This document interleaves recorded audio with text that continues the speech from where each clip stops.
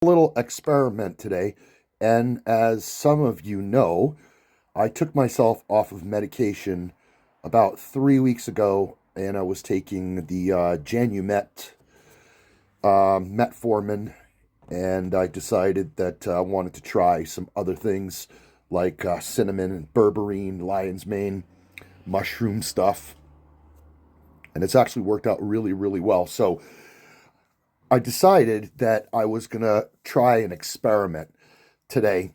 I haven't had pizza in, boy, I don't know. It's been months. It's been months because I don't eat that kind of food anymore. So I decided to see and just a test just for myself to see without medication what pizza would do to me. So here on the chart that we're looking at, as you can see right now, I'm at 109.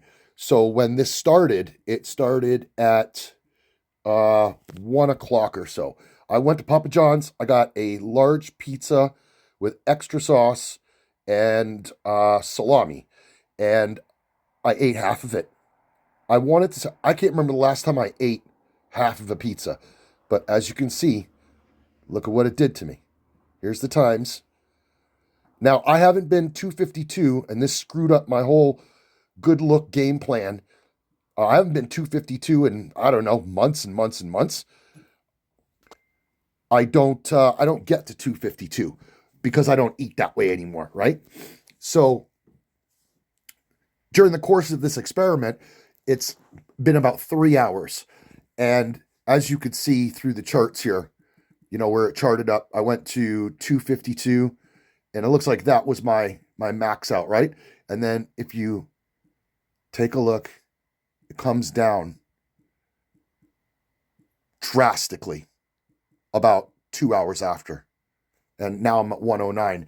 So no drugs, no pills or things like that, only vitamins, right? I can actually live with that. Like, does it piss me off that I got to 252? Well, yeah, because it shows that, like, obviously I'm still diabetic. I'm not cured, and you can't ever get cured. You can put it in remission, but don't eat like a jackass and be eating a half a pizza. It's a pretty damn big pizza, in my opinion, 14 inches or whatever. Like, I don't eat like that. I eat like a fistful of food a day, and, or per meal when I do feel like eating. And I take my vitamins and I exercise and I get my 10 to 12,000 steps in a day, and I do my little workouts and, push ups and crunches with my son. So overall, I would say that, like, I'm not freaked out by this number here. That was my high. If I was on insulin and if I was on metformin and Janumet and all those things, I would freak out at 252. But I know people who wake up in the morning and they're at 252 and they're on those things. So riddle me that, right? Because that makes me even more curious to do even more research to find out why some people's bodies react. Their pancreas is that far gone, or is there something else, right? Like, I spoke to a guy yesterday and he wakes up at 252, and I said, buddy, you're lying to me. You're doing something wrong. You're saying that you're not eating any fast food, or you're not, eating sugar and things like that. But then, hey, it came down to the fact that he is. He really is. So it's like I always say, you can cheat your you like on a diet. You can cheat on a diet, and you can, like, pretend that you didn't slip that cheeseburger in.